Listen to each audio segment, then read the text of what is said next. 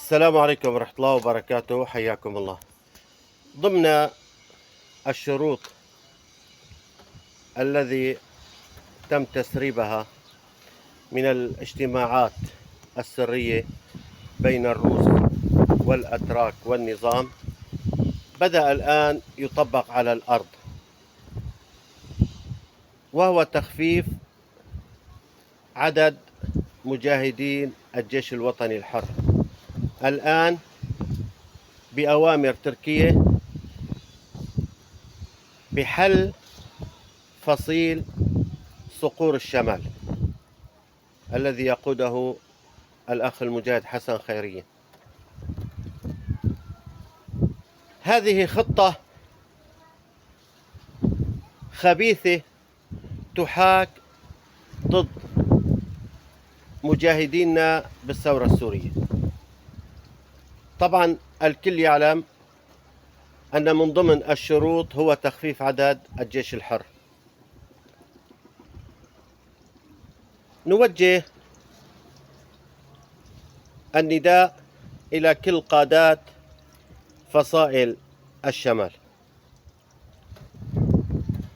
وإلى شيوخ القبائل والعشائر وإلى تيجان الروس ومسمار الأمان لهذه الثورة السورية، حاضنتنا الشعبية، هذه الحاضنة الحرة، الحاضنة الثائرة التي لم تسكت على ظلم ولا على ضيم. قلناها كثيرا ونوجه رسالتنا إلى القادة الأتراك الذين شاركونا في هذه الثورة دماء الشهداء، وقدموا شهداء مثل ما قدمنا شهداء للدفاع عن هذا الشعب المسكين، هذا الشعب الذي نادى بحريته. ونقول لكم إنما يخطط لمصالحة بين هذا النظام والثورة السورية، وإذا أردتم فعلا هذه المصالحة فلتعيدوا لنا أنتم والروس وهذا النظام أرواح 1.5 مليون شهيد، فلتعيدوا لنا جثث أبنائنا من حواصل الطيور وبطون الذئاب والوحوش في الغابات الأوروبية، فلتعيدوا لنا أشلاء أبنائنا وأطفالنا ونسائنا الذي تغذت عليها حيتان وأسماك البحار بهروبهم من هذا المجرم والبطش الذي مورس على هذا الشعب المسكين. نحن خرجنا بالثورة وقلنا لن نركع إلا لله، ونعيدها ونكررها دائما، لن نركع إلا لله.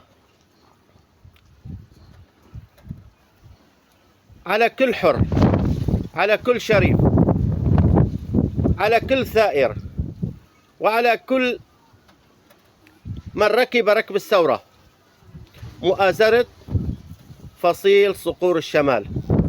هذا الفصيل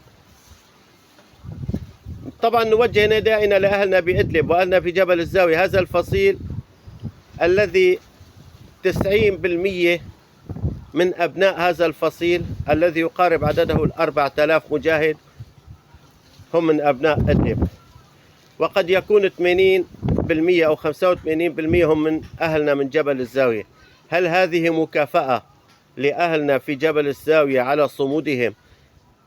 هذا الجبل الذي كان صخرة في تحطيم كل المؤامرات التي حكت ضد هذه الثورة، هل هذه مكافأة هذا الشعب الصامد، الشعب الذي حتى الآن يعيش في الجوع والقهر والظلم ولا يمتلك أبسط مقومات الحياة في جبل الزاوية، وهو مستمر في العيش في هذا الجبل، وأقلها المرافق الصحية والمشافي؟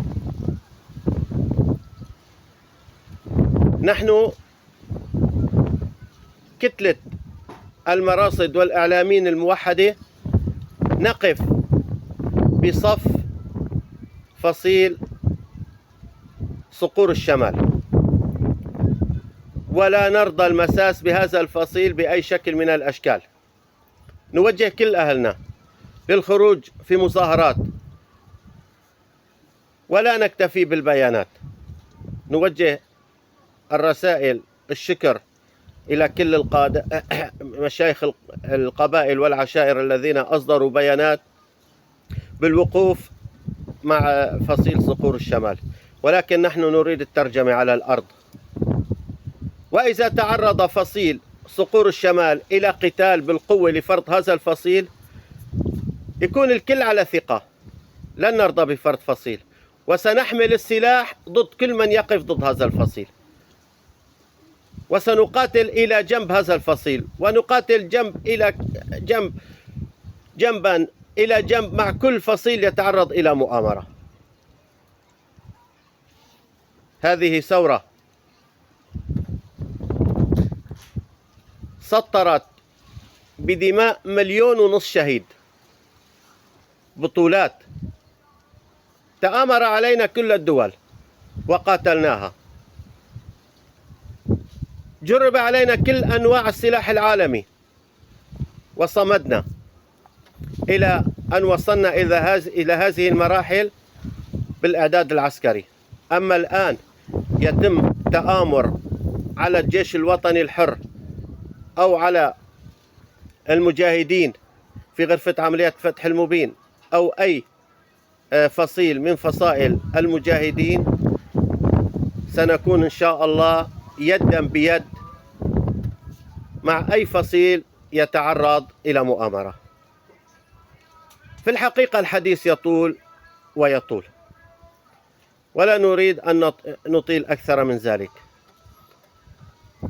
نتمنى أهلنا والحاضنة الشعبية يلبوا نداءنا بالوقوف جنبا إلى جنب مع فصيل صقور الشمال.